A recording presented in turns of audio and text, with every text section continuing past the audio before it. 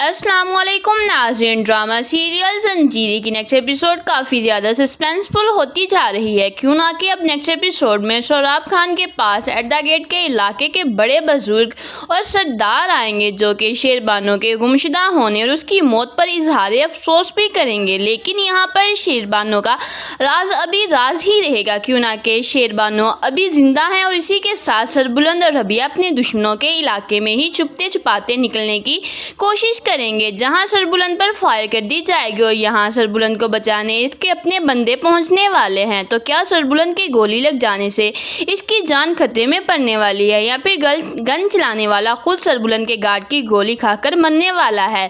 तो इससे भरपूर सस्पेंस देखने को मिलने वाला है। तो कहीं मत जाइएगा, वीडियो को एंड तक ज़रूर देखिएगा। लेकिन इससे पहले आपने हमारा चैनल अभी तक सब्सक्राइब नहीं किया तो बहुत शुक्रिया के साथ पहले चैनल को सब्सक्राइब कर लीजिएगा। तो अब जैसा कि सरबुलंद बहुत कुछ समझ चुका है और उसे इस बात का अंदाज़ा भी हो चुका है कि शेरबानो सिर्फ इतनी सी बात के पीछे अपनी जान पर नहीं खेल सकती, कुछ ना कुछ गड़बड़ ज़रूर है। सरबुलंद शराब की आंखों में उतरा हुआ खौफ और उसकी बॉडी लैंग्वेज से बहुत कुछ समझ चुका है। सिर्फ वक्त का इंतज़ार है कि कब इसके हाथ सुराख लगे और कब सरबुलंद शराब का ना सिर्फ गिरेबान पकड़े बल्कि इसको जान से मार डाले।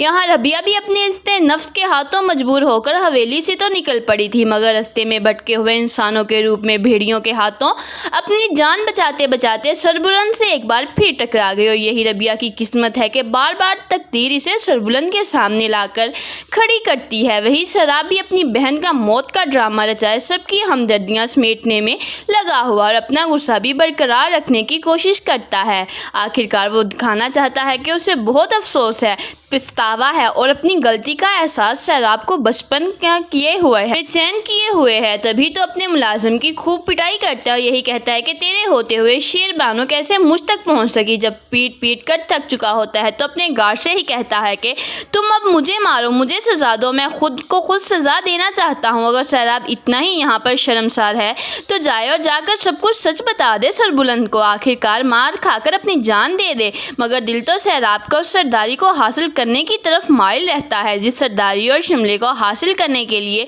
वो अपने सगे खून के रिश्तों को मौत के घाट उतार चुका है, जिसमें खुद इसकी अपनी प्यारी बहन भी शामिल है। बज़ाहिर तो यहाँ पर करीब के इलाकों के सरदार और बुजुर्ग आके शराब खान से इजहार अफसोस भी करेंगे, मगर वो भी यही बात जानना चाहेंगे कि आखिर शराब की बहन ने ऐसा क्यों किया। सिर्फ एक बहस के पीछे वो इतना बड़ा कदम कैसे उठा सकती है। यहाँ शराब मौके से फ़ायदा उठाते हुए अपने बुजुर्गों के सामने सरबुलंद की सारी हकीकत भी बयान कर देगा कि वो एक गैर नामहरम लड़की को शहर से ले आया है, ये कहकर इसके दोस्त की बेवा है।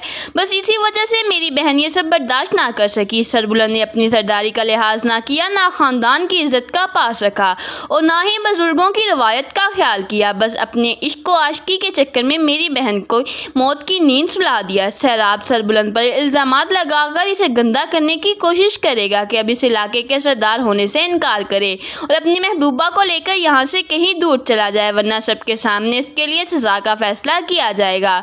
यहाँ पंचायत में यही फैसला होगा कि जब तक सरबुलंद नहीं आ जाता और इससे सारा सच नहीं सुन लिया जाता तब तक हम सब कोई हकीकी फैसला नहीं कर सकते और ना ही कोई राय कायम कर सकते हैं। ये बात सुन के तो शराब आखिरकार ताप खाकर रह जाएगा कि बुजुर्ग इसके एक तरफा बयान पर अपना मौक़िफ़ बयान नहीं कर सकते।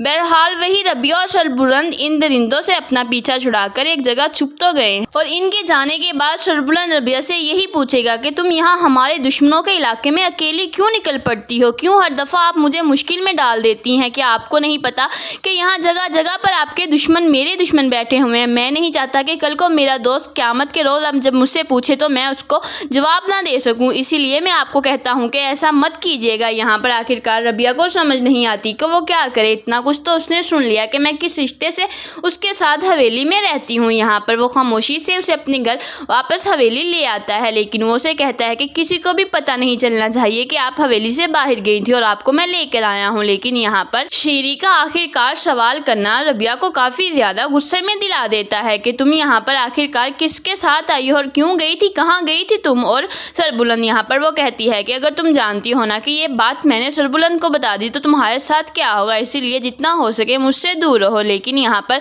रात के अंधेरे में रबिया को एक ऐसा सच पता लगने वाला है, जो सच शेरबानो को भी पता लगा था, लेकिन शेरबानो आखिरकार मौत की नींद सुला दिया गया है। यहाँ रात के पहरे में रबिया देखेगी कि आखिरकार सोराब और गुलबानो के चक्कर चल रहे हैं, यानी कि यहाँ पर वो कहती है कि आपने ही गुलबानो को मारकर बहुत बड़ी गलती कर दी है। अब यहाँ पर अगर ये बात सरबुलंद को पता लग गई कि आप ही अपनी बहन के दुश्मन हैं, आप ही अपनी बहन के कातिल हैं, तो क्या होगा। यहाँ पर जैसे ही रबिया ये सुनती है एक दफ़ा तो वो डर जाती है, यानी कि एक बाई ने ही अपनी बहन को मौत की नींद सुला दिया है।